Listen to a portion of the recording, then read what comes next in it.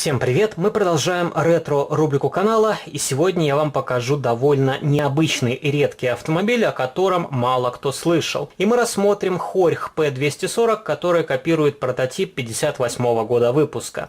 Эта модель выходила в рамках журнальной серии «Культовые автомобили Польши» под номером 71 и появилась в продаже в 2011 году. Изначально модель была укомплектована журналом, неотъемлемая часть любого партворка, но свою машину я купил значительно позже, 2 или 3 года назад, на распродаже в одном крупном европейском онлайн-интернет-магазине, и там продавали только модели. И за этот экземпляр я заплатил 4 евро, обычная цена на журнальное изделие в то время была 14 евро, и для меня не столь был важен журнал, потому что его можно найти в интернете, в электронном виде. И если говорить о данной масштабной копии, то помимо журнального издания, она была продублирована в коробочке White Box. И у модели White Box был окрашен салон, дворники из фототравления, также поставлялся дисплей-кейс, и модель от White Box продавали за 22 евро. И она была в другой схеме окраски, белый с зеленым. Также в самом дорогом исполнении модель можно было встретить в упаковке East Models.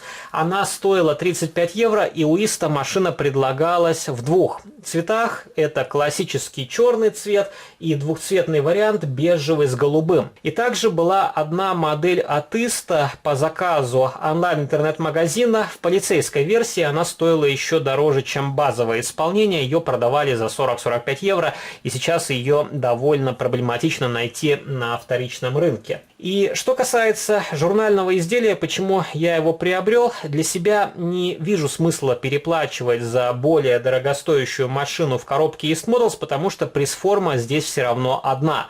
Салон и всякую мелочевку можно доработать самостоятельно, а все те недочеты, которые присущи журнальным изделиям, повторяются и в других более дорогих сегментах. И давайте распакуем блистер, посмотрим на этот автомобиль поближе. Здесь стандартная упаковка, прозрачный пластиковый блистер плюс серая подложка. Есть наименование прототипа, также указано, что эта модель изготовлена в Китае. Есть значок East Models, и также есть информация об импортере Драгостине Польша. И эта модель довольно легкая, и у нее очень необычный дизайн.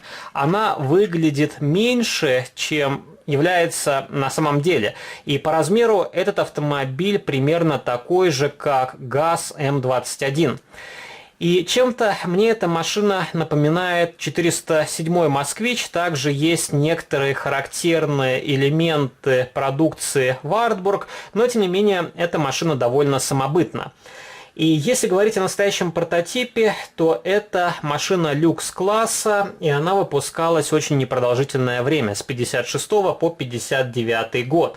Был также вариант парадный фаэтон и был вариант универсал.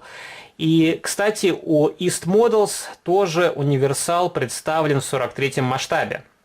И для меня интересно то, почему производитель Mini-Champs не выпустил такой автомобиль. У них был и Wartburg, а почему-то Хорьх они как-то обходят стороной. Конечно, выпускают наиболее известные автомобили, а вот такую технику как-то неохотно выпускают даже в журнальных сериях. Но это, я думаю, большая часть автомобильной истории. И интересно поставить, порой бывает, вот такие машины на полку рядом с другими аналогами и посмотреть, как они уживаются друг с другом.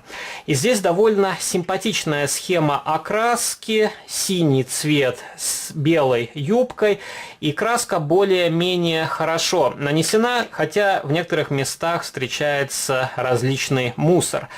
И здесь я не заметил пятнышек клея, потому что эти модели еще собирали по другой технологии. Обычно на деталях присутствовал литник, который запаивался изнутри.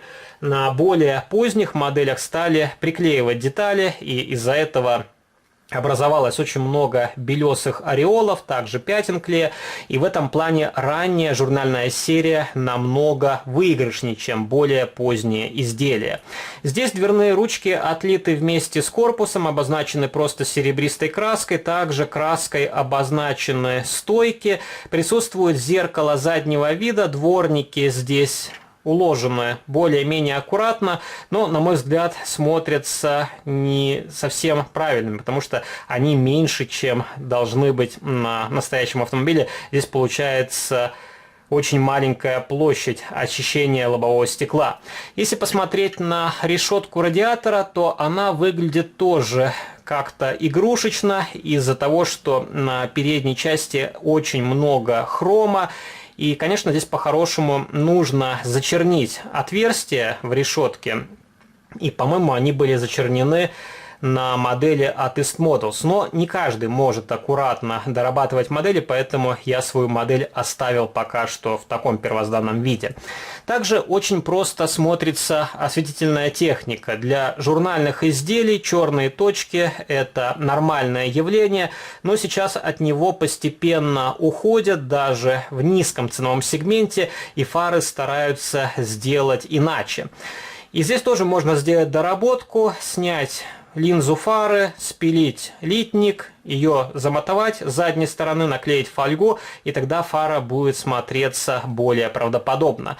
Поворотники и габаритные огни здесь сделаны в хроме, поворотники обозначены прозрачным лаком, установлены регистрационные номерные знаки, и на крышке капота также присутствует маскот и значок Хорьх. Если посмотреть на бок автомобиля, то здесь также есть надпись на передних крыльях, это Тампа-печать, и, на мой взгляд, у этого автомобиля переразмеренные колесные диски. Они выглядят очень просто, колпак – это единое целое с колесом, и здесь также не пролиты некоторые отверстия, и зачастую такой недочет встречается на многих моделях, у которых маленькие отверстия в колесных дисках. Задние фонари здесь тоже не самого лучшего качества. Во-первых, они установлены не очень аккуратно, во-вторых, они попросту болтаются. И, конечно, эти элементы уже хочется видеть в виде прозрачной детали, окрашенной лаком. Также интересно смотрится декоративная накладка на крышке багажника, и хром здесь очень низкого качества. Во-первых, он имеет какие-то царапины, потертости, и у меня такое ощущение, как будто он стирается от малейшего прикосновения. Если вы посмотрите на детализацию днища, то здесь тоже все довольно просто. Схематически изображена передняя балка, двигатель, радиатор охлаждения, коробка передач, также задний мост, и выхлопная система здесь сделана составной. Задний кончик – это отдельная деталь, которую при желании можно окрасить. И давайте я вам покажу, как этот автомобиль выглядит изнутри. Можно открутить днище и посмотреть, как можно здесь доработать элементы салона.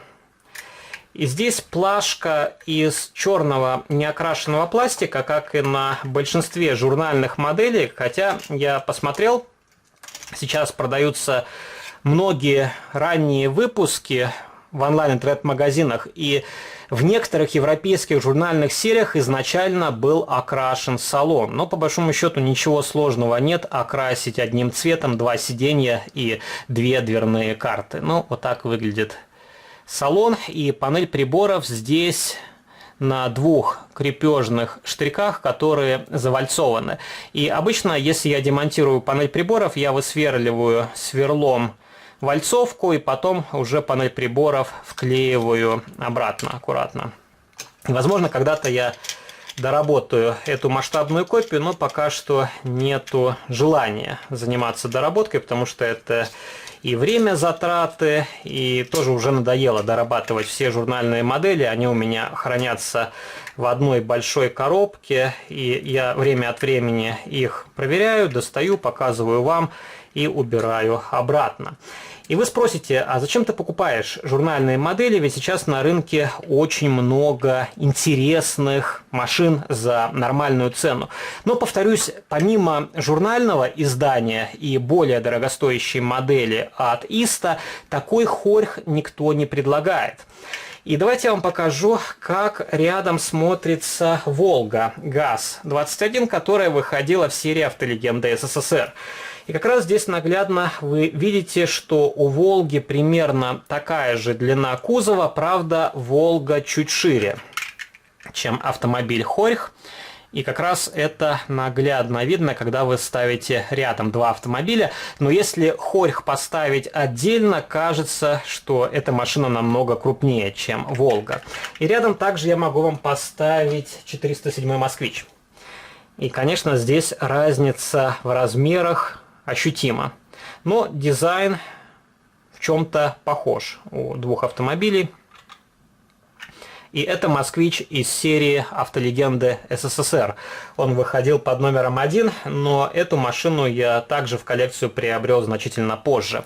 И пишите ваши комментарии, понравился ли вам данный хорьх, что вы думаете о польской журнальной серии. Почему в ней издаются те машины, которые не имеют отношения к польскому автопрому. И также пишите ваши комментарии, хотите ли вы увидеть другие машины из журнальных серий, которые есть в моей коллекции.